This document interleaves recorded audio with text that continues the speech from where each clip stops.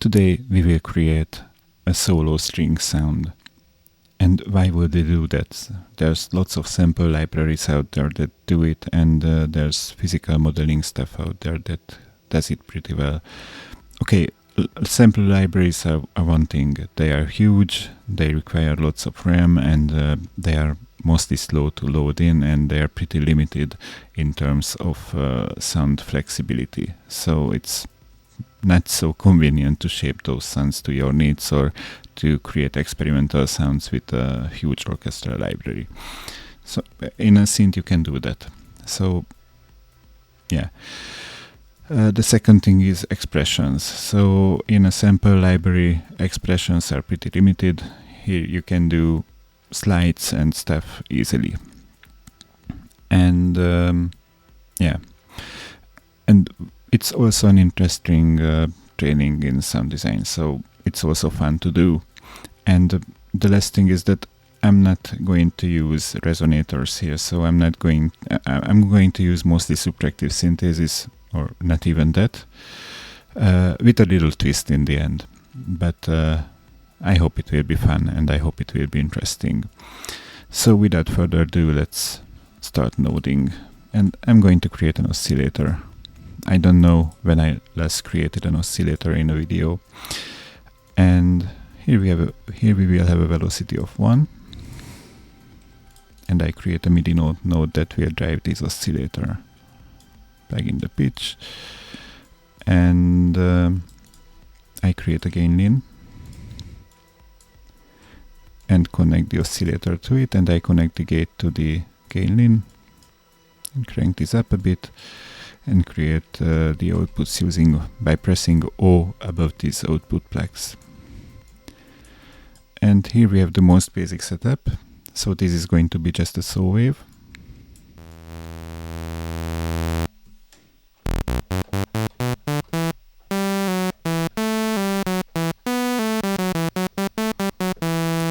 But this is what we will use for creating our string sound. First things first, let's create a legato effect. So let's create a legato node. So let's say that pitch comes in. We will follow that with an envelope follower, but we will modulate the envelope follower. So I put a knob here between 0 and 2000 maybe. So 2 seconds is the highest that we will use. And yeah, these we will multiply by the gate.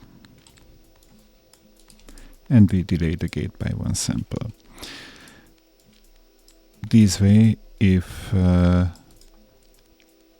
the voice is active and the gate was low in the previous position, then the envelope follower will have a 0 attack and 0 release when we hit a key.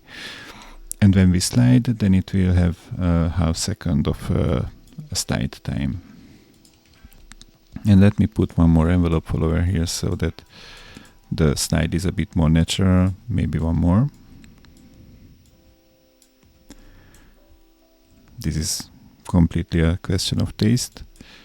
And pitch goes out here.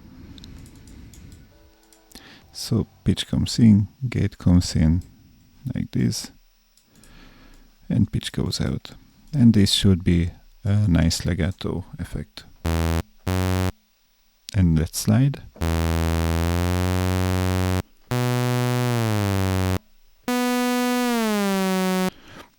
This just works. What we want to do is to involve the velocity. So I delete this gate and recreate it. So pitch velocity gate will be the input order. And we might want to multiply this value by the inverse of the velocity. So 1 minus x. So if the velocity is low, then this slide is going to be long. If the velocity is strong, then the slide is going to be quick. So let's multiply this, and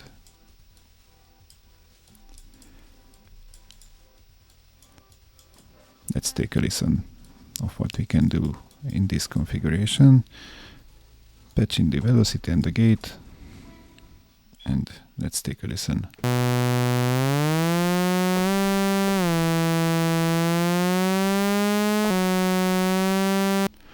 Yeah, that's nice. Maybe 2 seconds are too much. Maybe 1 second is enough. Yeah, for me it's enough. Then the next thing we would like to have is maybe to, you know what, I don't like that the gate cable goes through the Legato, so I create a gate output here. And now I will create an envelope follower that will follow this gate.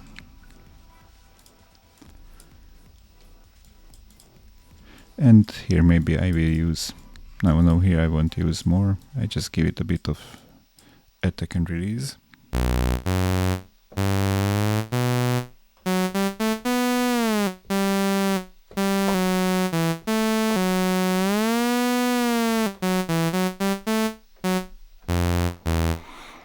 Something like this might be working. The thing that I don't like is that no, it's fine, but maybe not.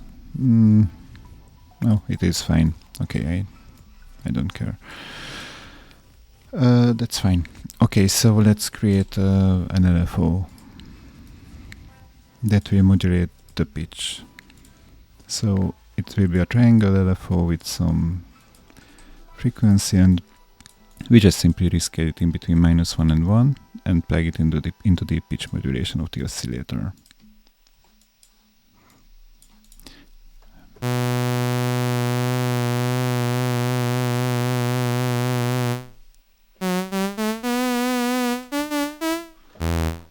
Nice. We probably would like to have some attack for this, so I create another envelope follower, give it a gate, and plug this here, and give it some attack.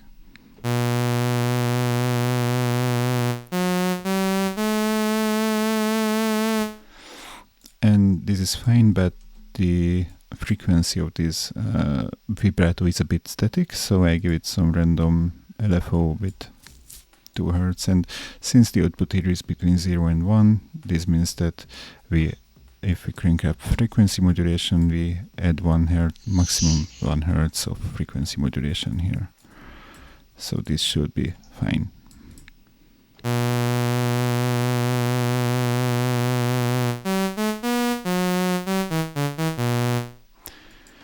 Okay, this is nice.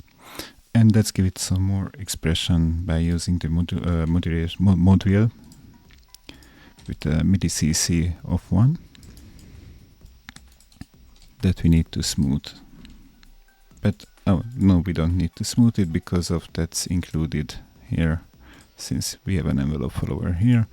So we just need to multiply this gate here by the Midi CC. Like this. That should work. Let's move these a bit higher.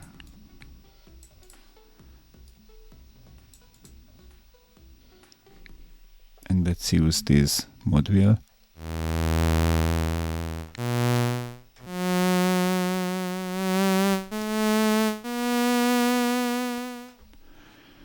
Nice. I put an LED here, so that we can see that the module is being used.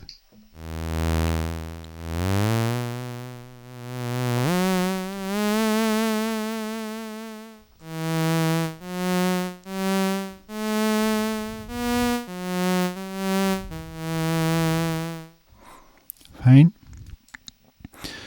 And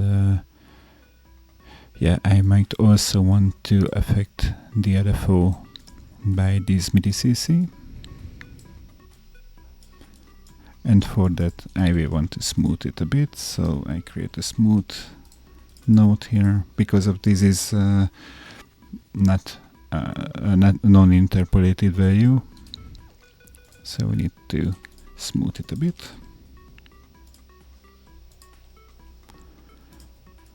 Maybe like this. And I only want to multiply the LFO with this value. So this way, when the modulation is low, the LFO won't affect the pitch a bit less.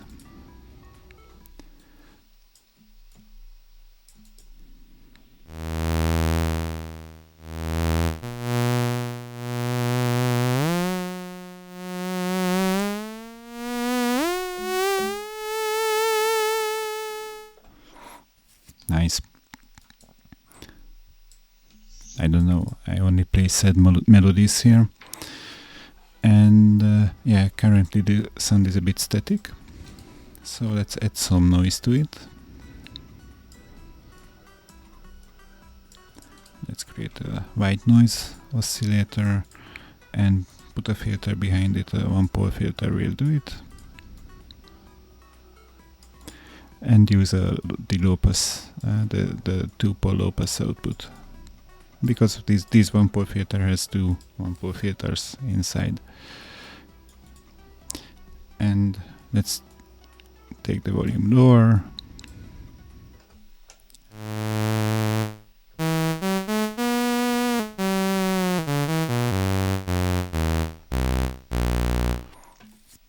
Fine.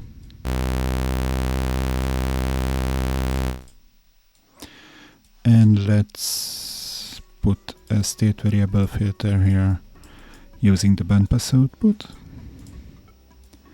This will simulate the loss that happens in the body.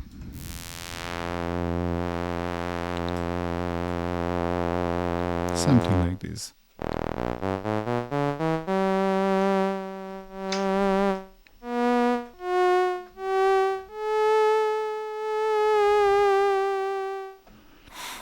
Sounds realistic, not, but it should. So this is more or less done now, and here comes the twist.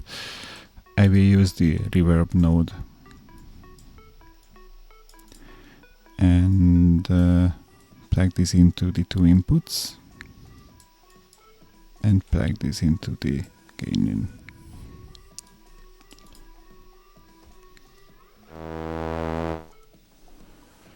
And let's take the size to a really low value. Let's crank up the decay, the LP a bit lower, and crank up the width.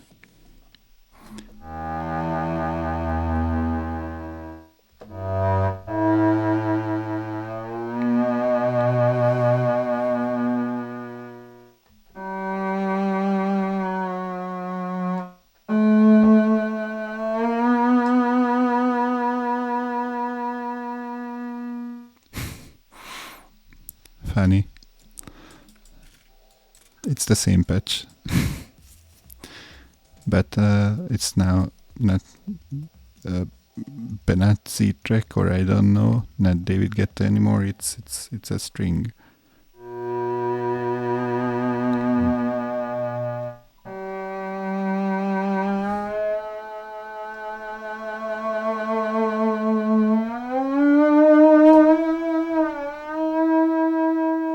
And sorry for my playing, it's always sad.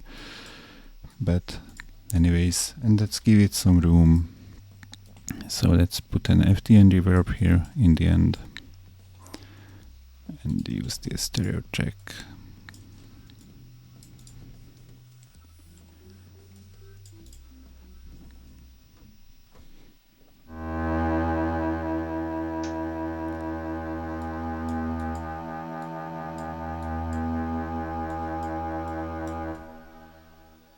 That's a bit too much.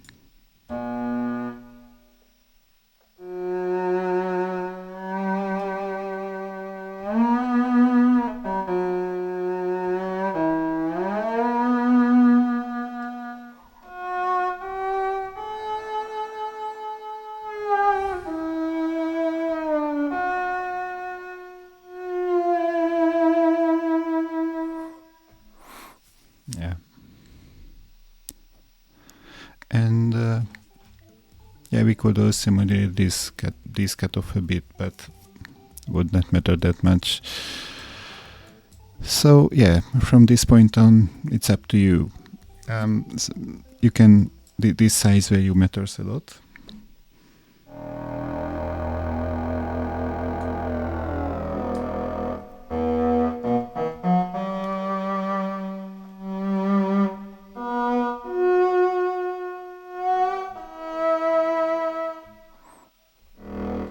So you have a completely different string sound. Also, the amount of low-pass filtering inside the reverb matters.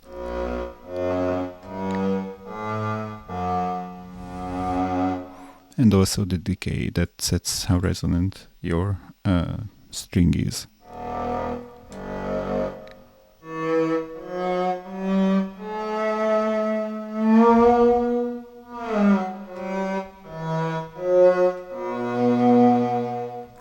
Too much decay has artifacts, but the articulation is so nice, and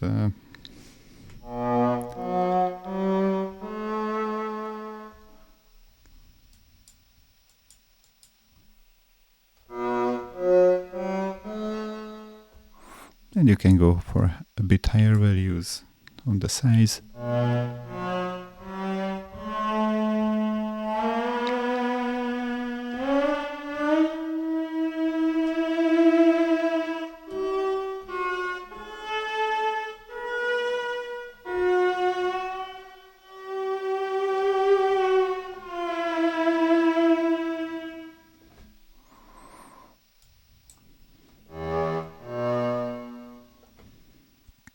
And yeah, basically this is it for this video. I'm gonna share this patch on our Discord, and I hope you found this interesting. One note, if I wanted to, I would have been able to leave this oscillator out and use a simple carpool strong patch instead, with where I would have cheated and I would have created a saw wave using the carpool strong, because that's also possible, and then this would have looked like a physical modeling string, which it obviously is not. I'm just using a reverb to emulate the body of the string, because if you take a look at how the string moves, it's pretty much like a saw wave if you think of it. So that's why this works. And the reverb is like the body of the string where the sound bounces around, and that's what we are simulating. Not every reverb will do it. So if you try to recreate this patch in another patcher, it depends on what kind of reverb they implemented. This is my own design here, and it uses a circular comp structure but with all-pass filters. So it's several all-pass filters sharing the same feedback path and creating a circular feedback around them. So it's a bit involved, but anyways, if you want to create such a sound, you can do it in other patchers as well. And if you are using Alpha Forever, you can download this from our Discord, or you can build it for yourself. Building stuff is always fun, so I encourage everyone to build stuff.